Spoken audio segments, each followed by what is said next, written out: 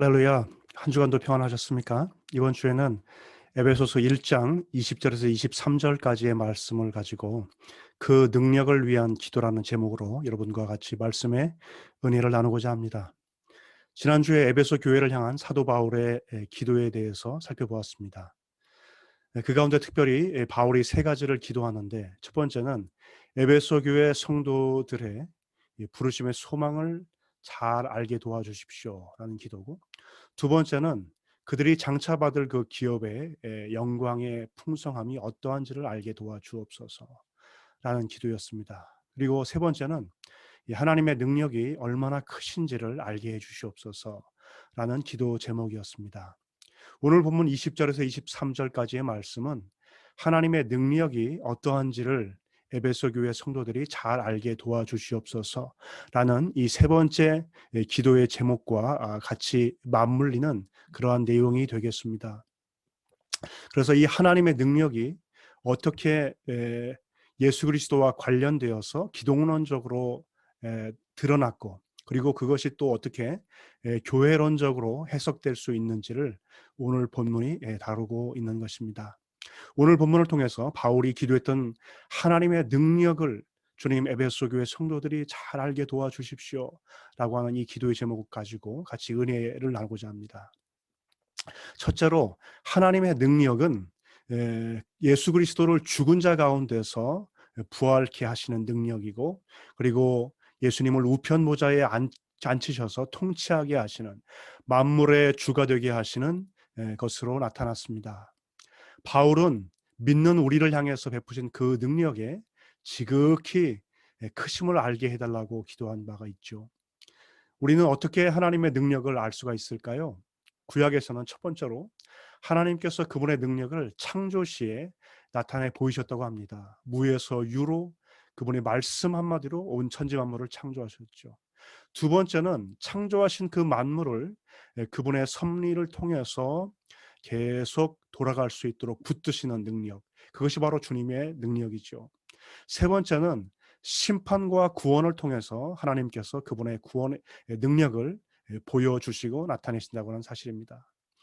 홍수 심판을 통해서 나타내 보여주신 하나님의 능력, 홍해를 가르신 하나님의 놀라운 능력, 요단강을 가르신 능력, 그리고 광야길에서 이스라엘 백성들과 함께하며 그들을 먹이시고 입히셨던 그 하나님의 능력, 그들을 가나안 땅에 들어가게 하셨던 능력 뿐만 아니라 그들이 바벨론 포로 생활에서 다시 고토로 돌아올 때에 그들 가운데 함께 하셨던 그 놀라운 구원의 능력은 심판의 능력과 함께 이 선지자들의 찬미와 예언의 주제가 되었지요. 그런데 오늘 바울은 왜 이 하나님의 능력을 설명하면서 이 창조의 능력, 심판의 능력, 보존하시는 섭리의 능력, 심판과 구원의 능력으로 설명하지 않고 예수 그리스도의 예수 그리스도의 부활하심으로 이 하나님의 능력을 설명하려고 하는 것일까요?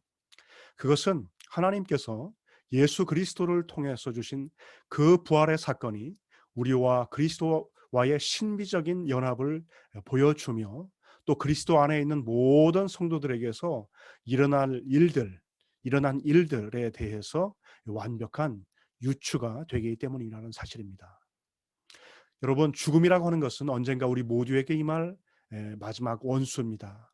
사람은 죽음을 연기하는 데는 성공할 수가 있지만 그 누구도 죽음을 피할 장사는 없습니다. 죽음이 가져오는 두려움, 사랑하는 사람들과 헤어지고 이별해야만 하는 그러한 상실감, 인생의 허무 앞에서 모두 무릎을 꿇게 되죠. 그래서 사망이 모든 사람을 이겼다 말하는 것입니다. 그러나 예수님을 죽은 자 가운데서 다시 일으키심을 통해서 하나님께서 죄와 사망과 지옥의 권세를 이기셨음을, 그 능력을 보여주시는 것이죠. 사망아 너의 승리가 어디 있느냐, 사망아 너의 쏘는 것이 어디 있느냐, 우리 주 그리스도 예수로 말미암아서 우리에게 이김을 주시는, 승리를 주시는 하나님께 감사하노라 사도 바울이 고백하고 있지 않습니까? 여러분, 부활의 능력뿐만이 아닙니다. 하나님께서는 예수님을 하늘에서 자기의 우편 보좌에 앉게 하셨습니다. 이것은 예수 그리스도의 왕권과 통치를 우리에게 말씀해 주고 있습니다. 오늘 본문 21절에 말씀합니다. 모든 통치와 권세와 능력과 주권과 이 세상뿐 아니라 오는 세상에 일컫는 모든 이름 위에 뛰어나게 하셨다. 또 22절에서 말씀합니다. 또 만물을 그의 발 아래 복종하게 하시고 사단과 귀신들의 권세를 발로 밟으시고 통치하신다는 것입니다. 십자가에서 죽으신 연약한 패배자가 아니라 승리하신 주로, 만유의 주로, 왕권을 가지신 주로 승리하신 주님의 능력을 우리에게 보여주시고 있다고 하는 것이죠. 사랑하는 형제자매 여러분, 여호와께 능치 못할 일이 있겠느냐? 아브라함에게 나타나셔서 하나님께서 그분의 능력을 의심하는 아브라함, 사라의 태에 다친 것 같음과 아브라함이 늙은 것 가운데서 그의 후손에 대한 약속이 어떻게 이루어질 것인가 의심하며 회의하는 아브라함과 사라에게 하나님께서 하신 말씀이 아닙니까? 여호와께 능치 못한 일이 있겠느냐? 여러분, 죽은 자를 살리셨습니다. 우리 몸과 정신의 질병을 하나님께서 원하신다고 하면 못 고치실 것이 있겠습니까? 인생의 바닥까지 내려간 그러한 사람이라 할지라도, 아무리 자포자기한 인생이라 할지라도, 막바른 골목에 다다른 인생이라 할지라도 하나님께서 원하시면 그 부활의 능력으로 다시 살려주시고 회복시켜 주시는 능력이 하나님께 있는 줄로 믿습니다. 그 하나님께서 원하시면 다시 세워주십니다. 그 하나님이 다시 높여주십니다. 여러분, 이게 하나님의 능력입니다. 부활의 능력입니다. 이 하나님의 부활의 능력은 지금 우리의 삶 속에도 역사하고 있습니다. 2000년 전에 예수 그리스도를 죽은 자 가운데서 다시 일으키신 하나님의 놀라운 그 능력이 지금도 우리 성도들 안에서 살아서 역사하고 계신다라고 하는 바로 그 사실입니다. 그래서 우리가 이 부활의 능력을 현존하는 삶 속에서도 우리가 체험하면서 경험하면서 할렐루야 고백하면서 우리가 승리하는 삶을 살 수가 있게 되는 것이죠. 바울이 에베소 교회 성도들을 향해서 이러한 기도를 했습니다. 하나님 아버지, 에베소 교회 성도들이 이 하나님의 놀라운 이 부활의 능력을 경험하게 도와주시옵소서. 사랑하는 형제자매 여러분, 이 놀라운 하나님의 부활의 능력을 오늘도 저와 여러분이 경험하시는 그런 놀라운 축복을 받아 누리시기를 주님의 이름으로 축원합니다. 둘째로, 그 능력은 교회론과 관련해서 믿지 않는 성도들에게 베푸신 그 큰 능력이며, 바울은 그것을 에베소 교회 성도들이 잘 알게 해달라고 또한 기도하고 있습니다. 여러분, 교회는 어떤 존재입니까? 교회라는 것 존재 자체가 이미 하나님의 능력을 증거한다라고 하는 것입니다. 오늘 19절에 뭐라고 말씀합니까? 그 힘의 위력으로 역사하심을 따라 믿는 우리에게 베푸신 능력의 지극히 크심이 어떠한 것을 너희로 알게 하시기를 구한다 말씀하고 있습니다. 여기서 역사하심을 따라라고 하는 그 표현은 역사하심의 결과로라는 그런 뜻입니다. 하나님의 능력의 역사하심을 따라, 역사하심의 결과로, 역사하심의 열매로 생겨난 것이 무언가? 바로 교회가 아니겠습니까? 바로 저와 여러분이 예수 그리스도를 믿는다는 것 자체가 기적이 아닙니까? 여러분, 아무리 머리가 좋고 아무리 학식이 뛰어나고 아무리 가진 것이 많아도 하나님을 알지 못하는 사람들이 너무나 많습니다. 성경을 5번 6번 성경 지식이 훤한데도 불구하고 그들은 하나님을 알지 못하는 자들이 많습니다. 무신론자들이 많습니다. 하나님의 이름을 폄훼하는 자들이 많습니다. 여러분, 그런데 저와 여러분이 어떻게 이 하나님을 아는 지식 가운데 있게 되었습니까? 여러분, 허물과 죄로 죽었던 너희를 살리셨도다, 에베소서 2장 1절에 말씀하고 있죠. 여러분, 죽은 시체는 반응할 수가 없어요. 죽은 시체는 하나님의 말씀에 반응할 수가 없고 들을 수도 없고 여러분 응답할 수가 없는 것입니다. 그러나 여러분, 성령께서 역사하시고 성령께서 생기로 역사하시고 그 말씀 가운데서 능력을 베푸실 때에 여러분, 우리가 그 말씀을 듣고 믿는 믿음이 우리에게 생겨난 줄로 믿습니다. 그리고 우리에게 주시는 그 소성케 하시는 역사, 중생케 하시는 역사, 유효한 그 부르심을 통해서 우리가 하나님을 알게 되고 하나님을 아바 아버지라 부르게 되고 우리가 믿는 믿음을 갖게 된 줄로 믿습니다. 그래서 우리 한 사람 한 사람의 성도 자체가 여러분 이 하나님의 능력을 증거한다라고 하는 것이죠. 뿐만 아니라 우리가 교회를 집합적으로 우리가 공동체적으로 살펴보아도 여러분 이 교회의 존재 자체가 하나님의 능력을 증거한다는 것을 우리는 잘 알 수가 있지 않습니까? 하나님께서 부르신 제자들, 그 사람들이 대단한 자들이 아니었습니다. 그 사람들이 뛰어난 능력자들이 아니었습니다. 그 당시 그 갈릴리의 촌뜨기들, 시골 어부들, 너무나 평범한 사람들을 주님께서 부르셨어요. 그런데 주님께서 그들을 부르셔서 너희는 가서 모든 족속으로 복음을 전해서 제자를 삼고 아버지와 아들과 성령의 이름으로 너에게 분부한 모든 것을 가르쳐 지키게 하라 말씀하셨습니다. 내가 세상 끝날까지 너희와 함께할 것이라고 말씀하셨습니다. 오직 성령이 너희에게 임하시면 너희가 권능을 받고 온 유대와 사마리아와 예루살렘과 땅끝까지 이르러 내 증인이 되리라 말씀하셨습니다. 여러분, 그런데 이것이 1세기가 지나고 2세기가 지나고 여러분 이 놀라운 복음의 물결이 전 세계로 펴지지 않았습니까? 그 강력한 그 로마의 제국, 여러분 로마의 10대 기독교 박해가 있을 정도로 기독교를 잔해하고 기독교를 없애려고 로마의 황제들이 얼마나 머리를 많이 썼습니까? 그러나 그 로마의 10대 박해도 여러분 교회를 없앨 수가 없었습니다. 여러분 이것이 하나님의 능력이 아닙니까?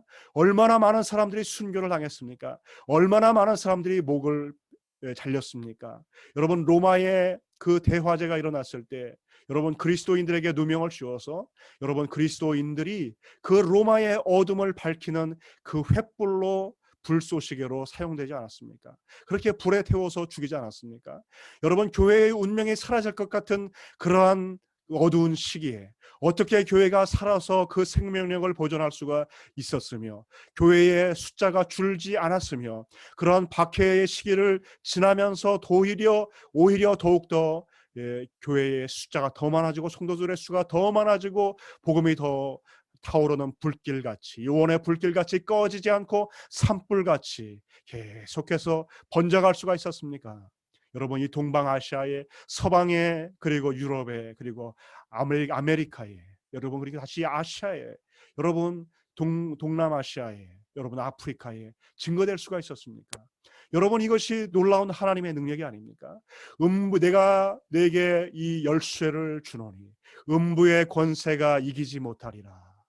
음부의 권세가 이기지 못하리라는 이 하나님의 놀라운 말씀, 이 놀라운 능력이 그리스도의 교회의 역사에서 오늘날까지 이 교회가 존재한 것 아닙니까? 존속한 것 아닙니까?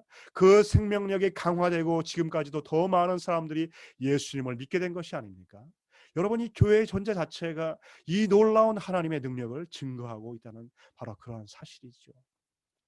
셋째로 이 능력은 머리로서 세상과 몸된 교회를 다스리시는 주님, 그리고 그분과 연합된 교회, 몸된 교회를 충만히 임재하셔서 그 영광을 드러내시는 그리스도의 능력이라는 것입니다. 오늘 본문에서 예수 그리스도를 머리라고 말씀합니다. 교회를 몸이라고 합니다. 예수 그리스도는 교회의 머리일 뿐만 아니라 온 세상의 머리가 되십니다. 온 만유를 다스리시고 만유를 통일하시고 통치하시고 만유의 주가 되시는 것입니다. 여러분 그렇다고 한다면 특별히 이 머리 되심이 의미하는 것은 무엇일까요? 그리고 그 교회가 그분의 몸이 된다고 하는 것은 무슨 의미가 있을까요? 첫째로 그리스도가 머리 되신다고 하는 것은 그분의 통치권과 그분의 다스림, 그분의 리더십을 의미하는 것입니다. 그러므로 여러분 교회는 사람이 머리가 되어서는 안 되죠. 여러분 교회의 주인은 오직 예수님이십니다. 마틴 루터가 중세 가톨릭 교회의 부패와 타락상을 개혁하기 위해서 비텐베르크 성당에 95개조 반박문을 붙이게 되죠. 사람의 전통이 관습이 예수님을 밀쳐내서는 안 됩니다. 하나님의 말씀보다 사람의 관습이 교회의 전통이 더 우선시 될 수가 없다. 성경에서 벗어난 성직 매매 그리고 돈을 주고 성직을 사고 그리고 말도 안 되는 그 면죄부 판매를 통해서 베드로 성당을 다시 짓고 그리고 그 알브레이트 대주교가 나머지 돈을 착복하고 그러한 가운데에서 여러분 하나님의 자리에 사람이 앉아 있고 사람의 맹신이 관습이 전통이 횡행했던 그 중세 시대에 그 어둠에 대항해서 이 종교개혁이 우리에게 말해주는 것은 무엇입니까? 그것은 바로 하나님께서 머리로서, 예수 그리스도께서 머리로서 앉아 계셔야 할 바로 그 자리에 그 어떤 것도 앉아서는 안 된다고 하는 것입니다. 사람이 그 자리에 앉아서는 안 된다는 것이죠. 인간의 관습이, 심지어 교회의 전통까지도 그 자리에 앉아서 좌지우지해서는 안 된다고 하는 것입니다. 여러분, 교회의 주인은 목회자가 아닙니다. 여러분, 교회의 주인은 또한 장로님들도 아닙니다. 여러분, 교회의 주인은 오직 예수 그리스도 한 분이신 줄로 믿습니다. 예수 그리스도께서 다스리시는 교회, 예수 그리스도의 그 말씀이 통치하는 교회, 그것이 진정한 교회의 본질인 줄로 믿습니다. 둘째로 여러분, 머리와 몸의 비유는 이것은 상하 구조일 뿐만 아니라 동시에 동일시 구조로도 우리가 볼 수가 있겠습니다. 왜냐하면 주님께서 교회를 주님 자신과 동일시 하셨기 때문입니다. 주님께서 다메섹 도상에서 초대교회를 핍박하던 그 달려가던 그 사울을 만나 주시죠. 그러면서 주님께서 뭐라고 말씀하셨습니까? 사울아 사울아 어찌하여 내가 교회를 핍박하느냐 이렇게 말씀하셨나요? 아닙니다. 사울아 사울아 내가 어찌하여 나를 핍박하느냐 주님께서 말씀하셨습니다. 주님께서 핍박받는 초대교회와 당신 자신을 동일시하셨습니다. 여러분, 마태복음 25장의 양과 염소의 비유를 보십시오. 주님께서 말씀하시죠. 내 형제 중에서 지극히 작은 자 한 사람에게 한 것이 나에게 한 것이다. 사람들이 물었습니다. 주님, 우리가 언제 주님께 그렇게 선한 일을 했습니까? 그때 주님께서 말씀하셨죠. 내가 줄일 때에 먹을 것을 주었고, 내가 추울 때에 옷을 입혔고, 내가 병들었을 때에 너희가 돌아보았고, 내가 갇혔을 때에 내가 오게 찾아와 보았다. 그들이 물었습니다. 주님, 우리가 주님께 이렇게 한 적이 한 번도 없는데요. 주님께서 뭐라고 그러셨죠? 너희가 지극히 작은 자 한 사람에게 한 것이 바로 나에게 한 것이다. 여기서 말하는 지극히 작은 자, 소자라고 하는 것은 주님의 제자된 교회를 말하고 있는 것입니다. 주님의 제자들을 향해서, 당신의 교회를 향해서 이 성도들이 돌아보고 그들을 긍휼 가운데 살피고 입히고 먹이고 물 마시게 하고 돌아본 것이 바로 주님께서 자신을 사랑하고 자신을 돌보신 것이라고 주님께서 동일시하고 계신다라고 하는 바로 그러한 사실이죠. 여러분, 승계하신 그리스도께서 부활의 몸으로 하나님 우편 보좌에서 다스리시고 계십니다. 그런데 교회는 어떤 존재입니까? 승계하신 그리스도, 부활의 그리스도가 이 지상에 몸으로서 남겨두신 것이 바로 교회라고 하는 바로 그러한 사실입니다. 교회는 지상에서 보이는 주님의 몸으로서 역할과 사명을 가진 존재라는 것이죠. 그리고 주님을 사랑하는 것은 다른 데 멀리 있는 것이 아니라 바로 교회 성도를 사랑하는 데 있다고 하는 것입니다. 여러분, 오늘날 교회에 대해서 폄훼하는 발언들이 많이 있습니다. 여러분, 많은 대다수의 경우가 목회자의 잘못이 많습니다. 그리고 많은 경우가 교회 중직자들의 잘못이 많습니다. 우리 성도들의 잘못이 많습니다. 우리 스스로가 하나님의 백성이면서 하나님의 백성답게 살지 못해서 세상으로부터 지탄받는 많은 이러한 일들이 우리가 있었습니다. 여러분, 그러나 그럼에도 불구하고 교회는 영광스러운 것입니다. 왜냐하면 주님께서 교회를 자신과 동일시하고 계시기 때문입니다. 지금 비록 불완전하고 지금 비록 온전치 못한 그러한 공사 중의 모습을 가지고 있음에도 불구하고 주님께서 이 교회를 향해서 가지고 계시는 이 놀라운 비전이 있습니다. 그것은 교회를 흔들리지 않는 반석으로 주님께서 세우신다고 하는 것이죠. 요동하는 베드로, 그리고 의심 많은 베드로, 다혈질의 베드로 주님께서 변화시켰습니다. 그리고 게바로 주님께서 만드신다고 하셨죠. 여러분, 야고보와 요한이 얼마나 성질이 급한 사람이었습니까? 주님, 우리가 불을 명하여서 저 사마리아 사람들을 다 태워버리기를 원하시나이까? 얼마나 다혈질의 사람이었습니까? 그런데 주님께서 그들을 변화시켰을 때 사도 요한이 변화되어서 그가 사랑의 사도가 되지 않았습니까?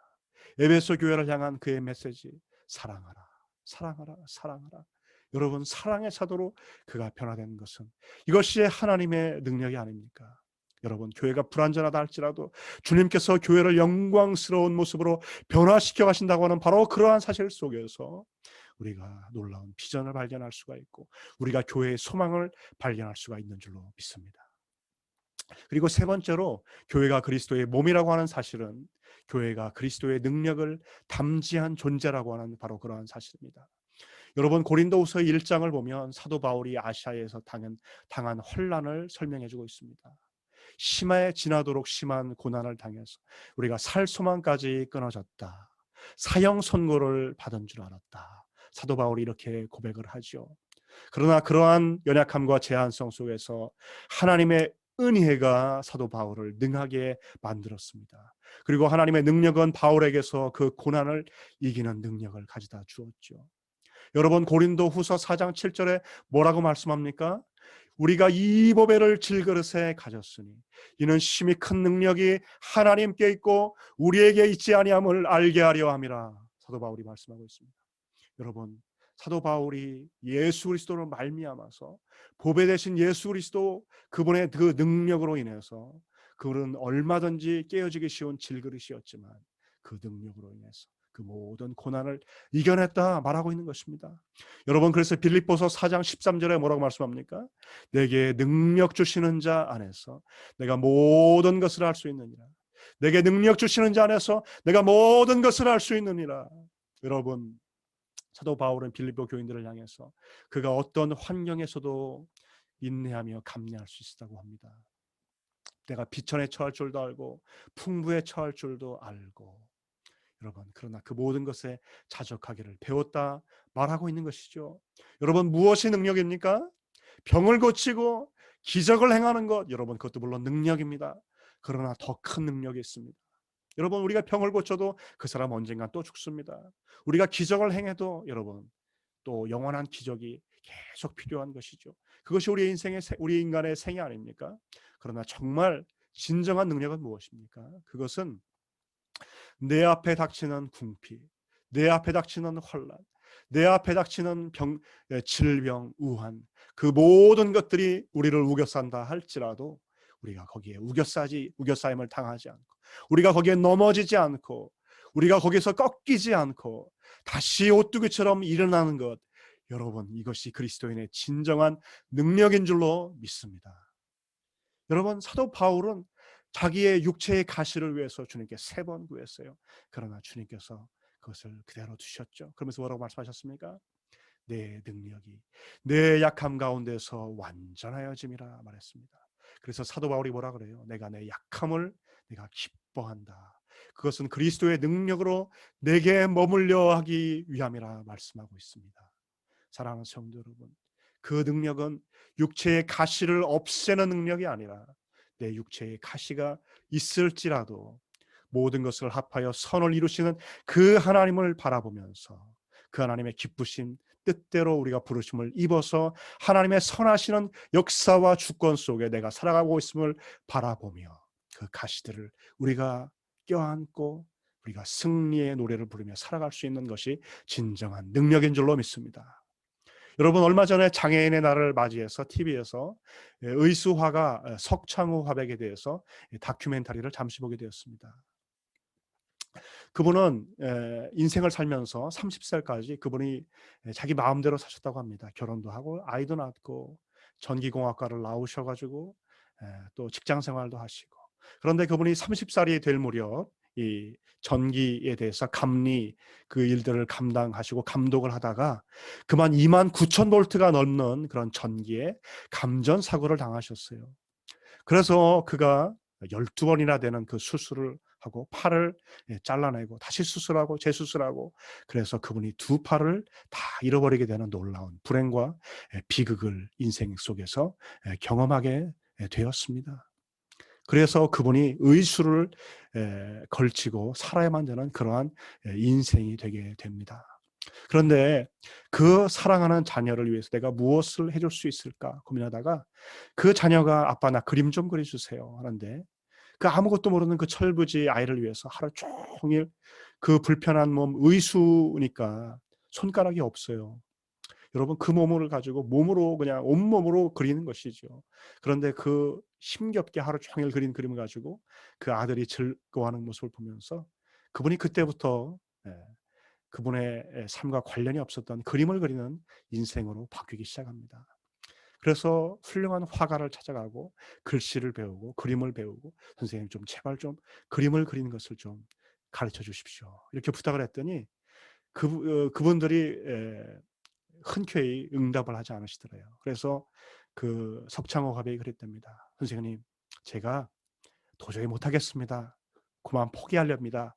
이렇게 말할 때까지만 좀 저에게 그림을 가르쳐 주시면 안 되겠습니까? 그렇게 요청하면서 그렇게 시작했답니다. 그림을 그 불편한 몸으로 그리다 보니까 한번 그렇게 몸을 움직이고 나면 며칠씩 몸에서 열이 나는 거예요. 통증이 오고 정말 너무 그게 심해서 견딜 수가 없는 일이죠. 그런데 이분이 교회를 다시 다니기 시작하셨어요. 그러면서 신앙의 힘으로 그 어려운 일들을 이기기 시작하시는 것이죠.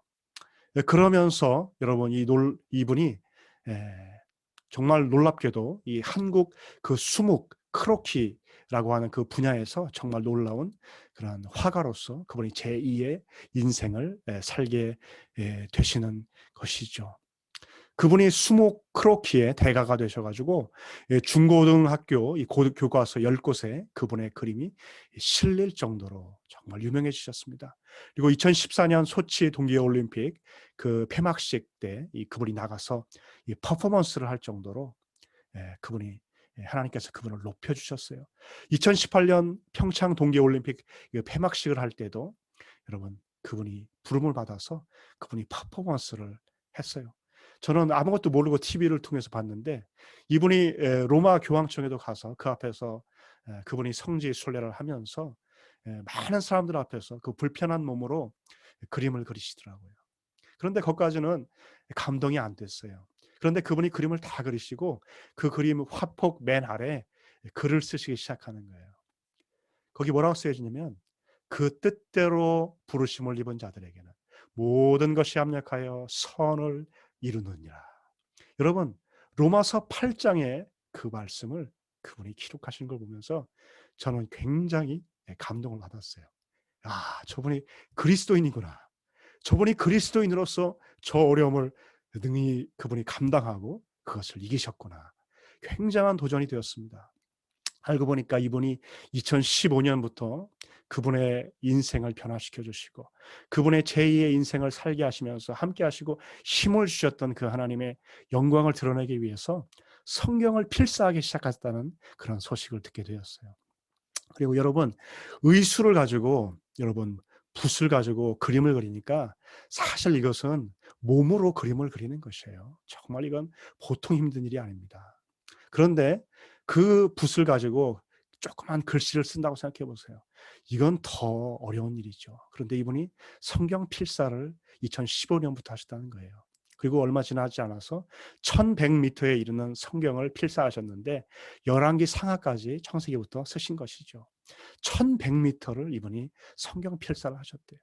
어떤 때는 하루 종일, 어떤 때는 하루 반나절을 성경 필사에 매달리시면서 하나님께 집중하고 어떻게 하면 하나님께 영광 돌리는 삶을 살 수 있을까? 이분이 고민하는 그런 삶을 사실 때 하나님께서 정말로 그분의 인생을 높이시는 것을 우리가 목격하게 되지 않습니까? 사랑하는 성도 여러분, 이분의 마지막 고백이 이거예요. 내가 두 팔이 없어서 내 마음대로 살았던 그 30년보다 두 팔 없이 살았던 그 36년의 세월이 더 행복합니다.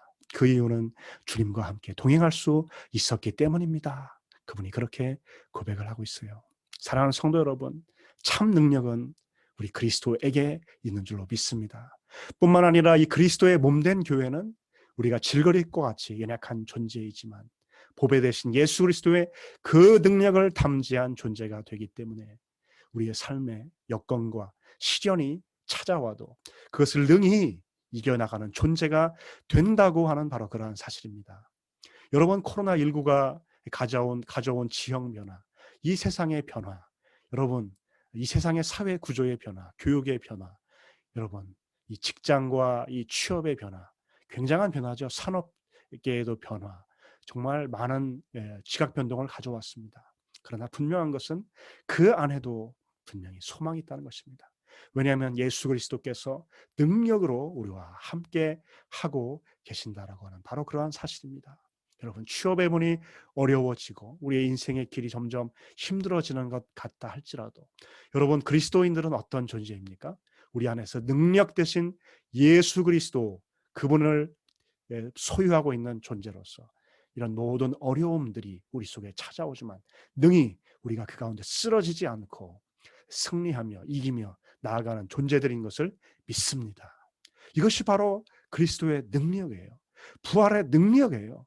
에베소 교회 성도들을 향해서 하나님, 저들이 하나님의 능력을 알기를 원합니다. 기도했을 때 바로 예수 그리스도를 다시 살리신 그 부활의 능력, 예수 그리스도가 패배자가 아니라 승리자로 통치하시는 왕으로 하나님 우편 보좌에 앉으신 그 능력을, 그 능력이 2000년 전에만 역사하신 그 능력이 아니라 오늘날도 그 성도들을 향해서 함께 하시는 그 능력인 것을 하나님, 저들도 알게 하여 주옵소서. 이렇게 기도했던 것과 같이 사랑하는 형제자매 여러분, 오늘날도 우리와 함께 하시는 이 부활의 놀라운 능력을 저와 여러분이 체험하기를 주님의 이름으로 축원합니다. 마지막으로 넷째로, 교회는 예수님께서 충만히 임재하시는 곳입니다. 오늘 본문 23절에 만물을 충만케 하시는 이의 충만이라는 말이 있습니다. 굉장히 좀 어려운 구절입니다. 이것을 우리가 두 가지로 보통 해석합니다. 이것을 능동적으로 해석을 하면 교회가 그리스도를 충만하게 하는 존재로 보는 것입니다. 마치 집안에 자녀가 없을 때 부모가 허전하게 느끼고 아내가 없을 때 남편이 허전하게 느끼는 것처럼 신랑 되신 예수님 안에서 신부된 교회가 없다면 예수 그리스도께서 허전하게 느끼신다는 것이죠. 따라서 교회가 그리스도를 충만하게 하는 존재라고 해석하는 것입니다. 이러한 견해는 존 칼빈, 윌리엄 핸드릭슨, 그리고 찰스 하치 같은 분들이 이러한 견해를 가지고 있습니다.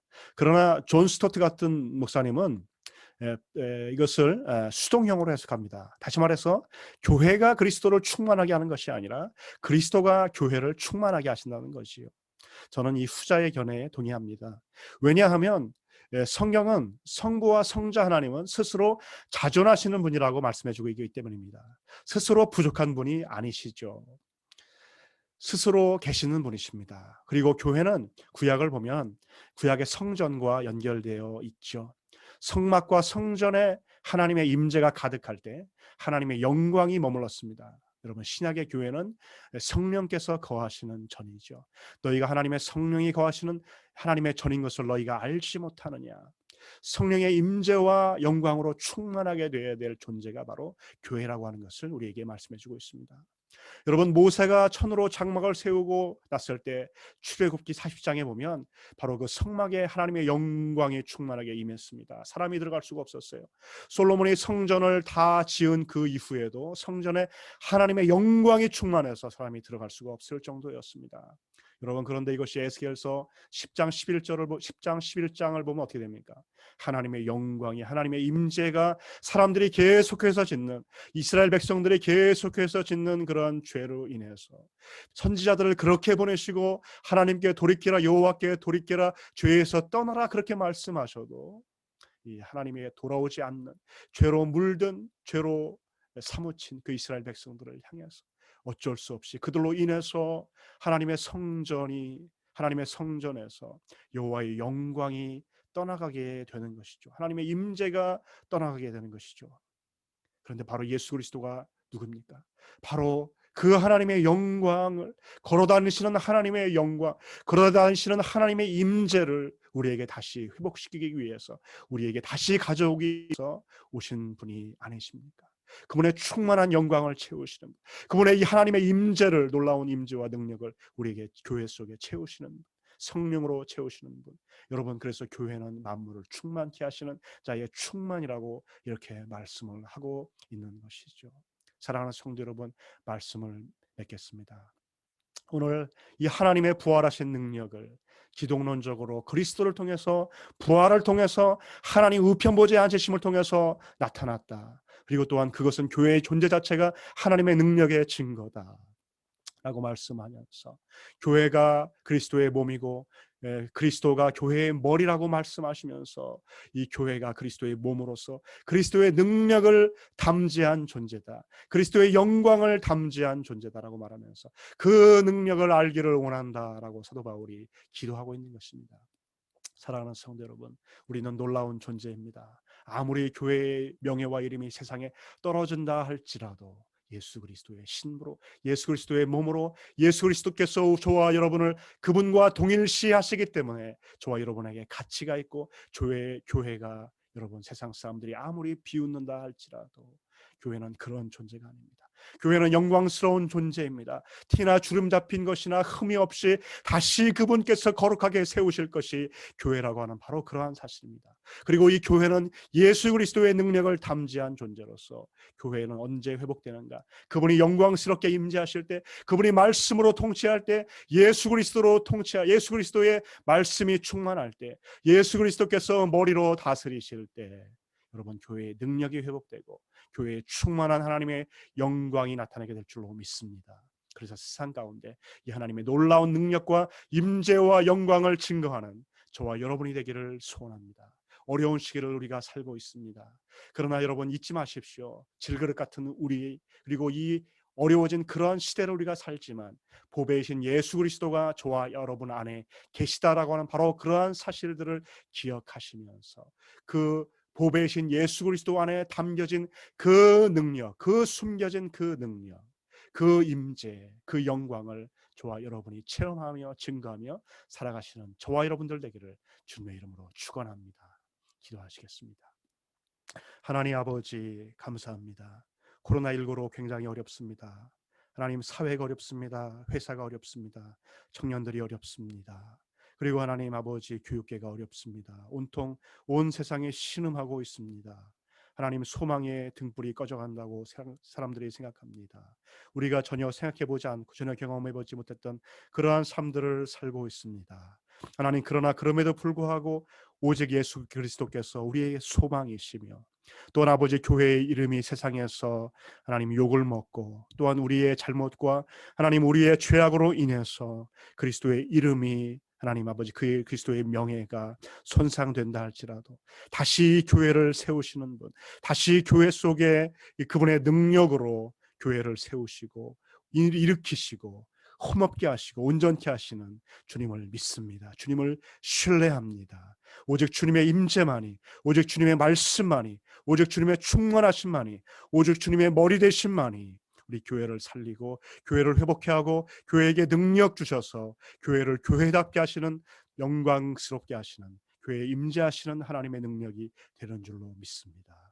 이 능력으로 우리가 오늘도 일어서게 하시고 이 능력으로 우리가 오늘도 다시 한번 하나님을 바라보면서 하나님 소망 가운데 서게 도와 주시옵소서. 감사합니다. 예수님 이름으로 기도합니다. 아멘. 감사합니다. 오늘도 귀한 하나님의 말씀의 은혜를 여러분과 나눌 수 있어서 감사합니다. 이 하나님의 귀한 능력으로 이 한 주간도 승리하며 살아가시는 저와 여러분들 되시기를 주님의 이름으로 축원합니다.